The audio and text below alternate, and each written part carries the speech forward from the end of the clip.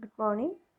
Now, today we will start our class 3 on superconductivity.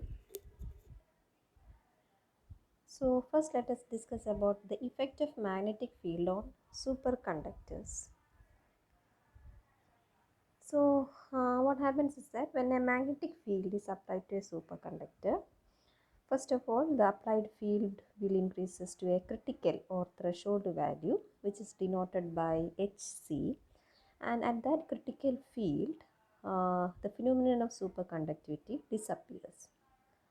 That means that superconducting state, it will be stable only for a particular range of temperature and field. Okay, so when a superconductor is subjected to a magnetic field, uh, the magnetic field will increase to a critical value, and beyond that superconductivity vanishes. So from that we understand that the phenomenon of superconductivity is valid only for a particular range of temperature and field. Now, the magnetic field at which superconductivity vanishes or disappears is called critical field. It is denoted by the letter Hc, and the value of temperature at which superconductivity vanishes is called critical temperature, or denoted by Tc. Okay. Now this critical field, it is a function of temperature, so we can write it as Hc of T. Now let us see how critical field varies with the temperature. That is, critical field at temperature T is equal to critical field that is HCT is equal to HC0, which is nothing but maximum value of critical field at absolute zero of temperature or 0 Kelvin into 1 minus T square, temperature square, by critical temperature square, that is Tc square. So equation 6 represents a relation between critical field and temperature.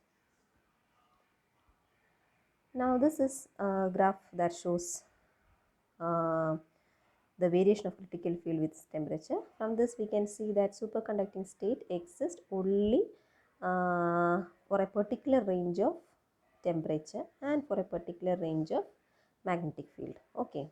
And after that the material is existing in the normal state, that is beyond critical temperature Tc and beyond critical magnetic field Hc. Superconducting state vanishes and the material will switch from superconducting state to normal state. Okay.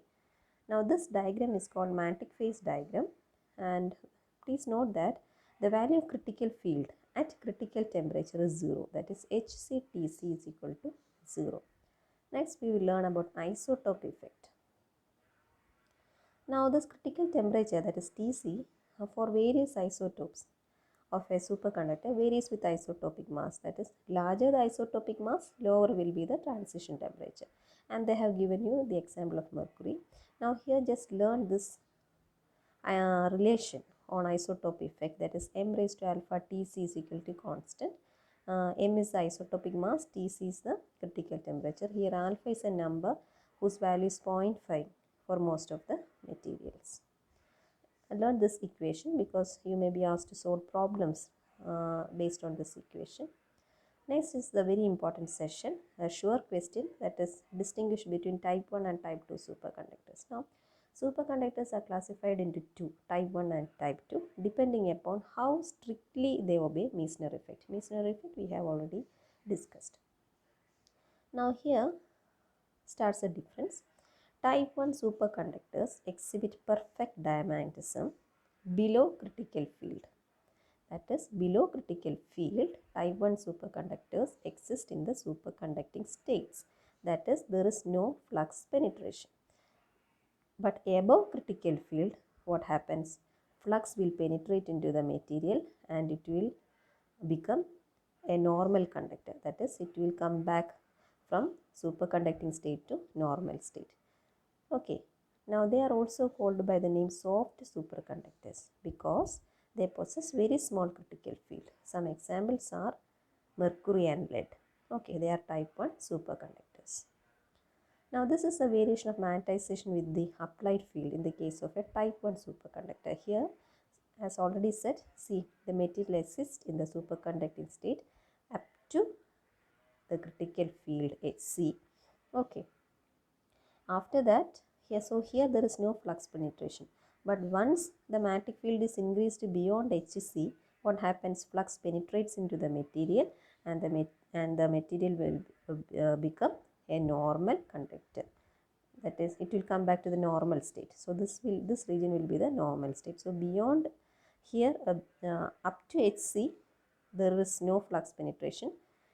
So superconducting state exists. Once field is increased beyond this critical field Hc, what happens? Superconducting state vanishes, flux penetrates, and the material will switch from superconducting state to normal state.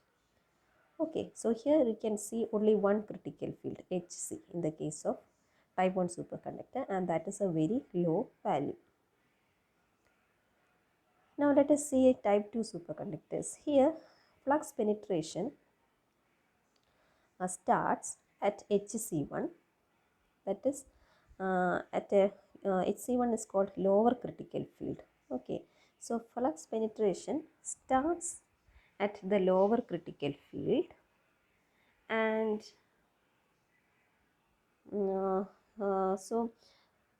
we can see here in type 2 superconductors, you can have in the type 1 superconductor there is only one critical field Hc, but in type 2 there are two critical fields. One is the lower critical field Hc1 and the other is a higher critical field Hc2.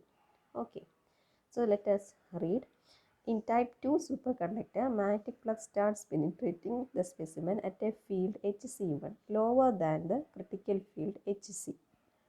Okay, so that we cannot observe an abrupt penetration of flux into the specimen. So at lower critical field Hc1, what you can see is that flux penetration starts slowly. That is, there is no fast penetration. It starts only very slowly.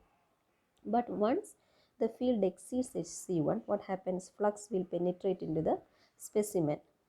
Okay, and that is finally when you come to the upper critical field Hc2, what happens? The flux penetration completes and the material will become normal conductor. So at Hc1, that is at low critical field, flux penetration just starts, and as field is increased, what happens? Flux continue to penetrate, and at Hc2, what happens? The flux penetration completes and the material will become a normal conductor. Okay, so here Hc1 and Hc2, as already said, they are labeled as lower and upper critical fields respectively. Now in between this region, that is Hc1 and Hc2, the diamagnetic behavior will vanish only gradually. That is, the substance will exhibit the properties of normal conductor as well as a superconductor. So that region at which the material exhibits both normal state and superconducting state, that is the region between Hc1 and Hc2, is called vortex state. So note this point, what is meant by vortex state. Now these type 2 superconductors are called hard superconductors because the value of the critical field is very large, okay, in order to bring them back to normal conductor. Here most of the compound semiconductors, including the high TC superconductors that we have already discussed in the last classes, belong to this type of superconductor, that is type 2. Here variation of magnetic field with applied magnetic field is given here. See, this is a case of type 2 superconductor. You can notice the lower critical field Hc1, the upper critical field Hc2. Here the material, that is up to Hc1, the material is in the superconducting state.